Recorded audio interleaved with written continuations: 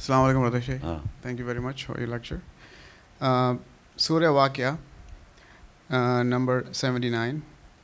La yamassuhu illa mutahharun.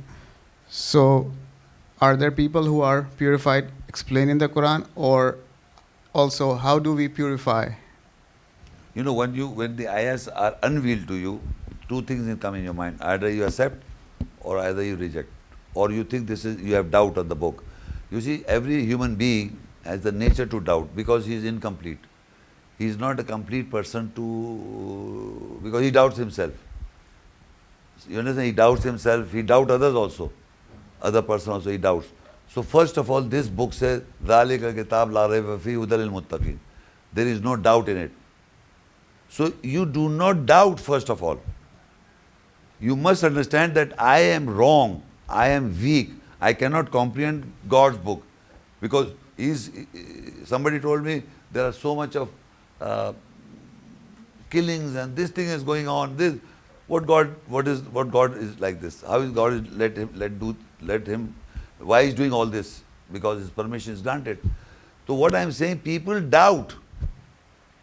You must understand, I never doubt the book. I doubt other guys. All the scholars of the world. I say, La ilaha, they are not my gods.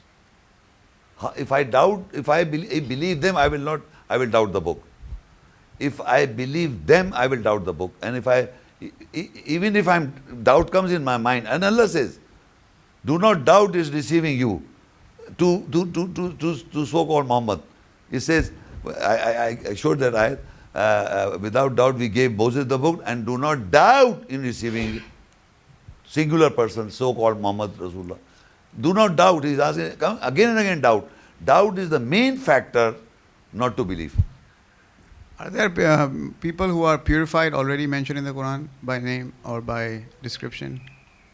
No, I don't understand what do you mean by purified. People who are purified, like mutahharun, people who are already purified. No, Allah does not say He is purified. Okay. That was the question. You have to understand how to be purified. I am telling you how to be. Remove the doubts. Thank you very much. Yeah.